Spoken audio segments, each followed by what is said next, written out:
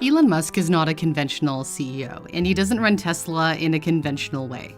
In a previous video, I mentioned that Tesla doesn't advertise in a world where competitors spend billions of dollars on commercials. Tesla also doesn't have a public relations team in North America, which is unheard of for a major corporation.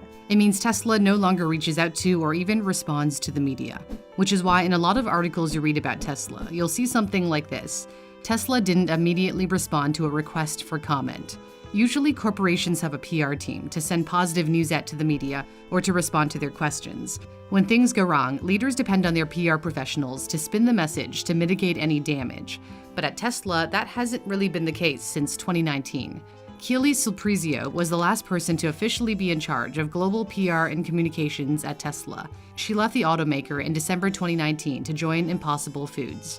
Nearly every other member of Tesla's PR team reportedly left or moved to another position within the company. Tesla does have a small presence in Europe, but not a global public relations department. The big question is, why? CEO Elon Musk has said some pretty harsh things to say about the press. He believes they treat Tesla unfairly, and once tweeted, "The holier-than-thou hypocrisy of big media companies who lay claim to the truth, but publish only enough to sugarcoat the lie, is why the public no longer respects them." For example, he called out the media for their coverage of a Tesla collision in autopilot mode that made headlines around the world. He responded by saying, "It's super messed up that a Tesla crash resulting in a broken ankle is front-page news." In his view, what was actually amazing was that the Model S hit a fire truck at 60 miles an hour and the driver only broke an ankle.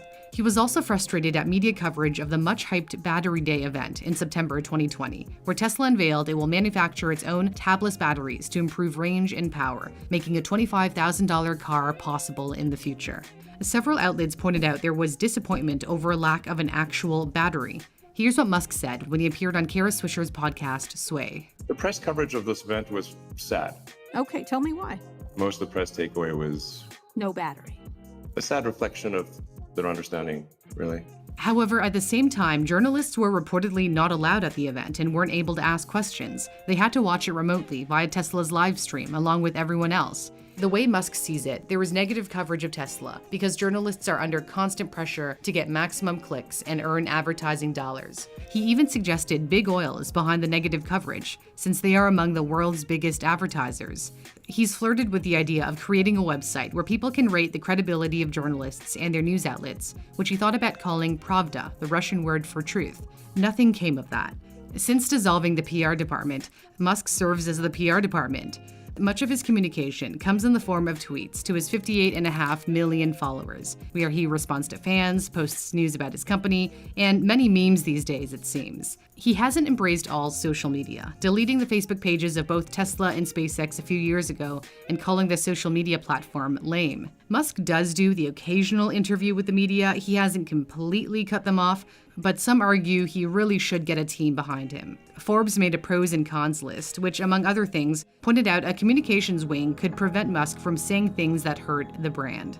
Besides the pot smoking on Joe Rogan's podcast, or his tweet about considering taking Tesla private at $4.20 a share that got him into trouble with the SEC, Musk has bragged that Tesla cars would be able to drive themselves anywhere, under any conditions, by the end of 2021. In fact, he's said for years that Tesla is on the verge of level 5 autonomy, in which no human interaction is needed whatsoever. However, a public record obtained by the transparency advocacy group Plainsight earlier this year found that wasn't the case. This memo from the California Department of Motor Vehicles notes Elon's tweet does not match engineering reality, per CJ. That's CJ Moore, director of autopilot software at Tesla, who had a conversation with the department in March.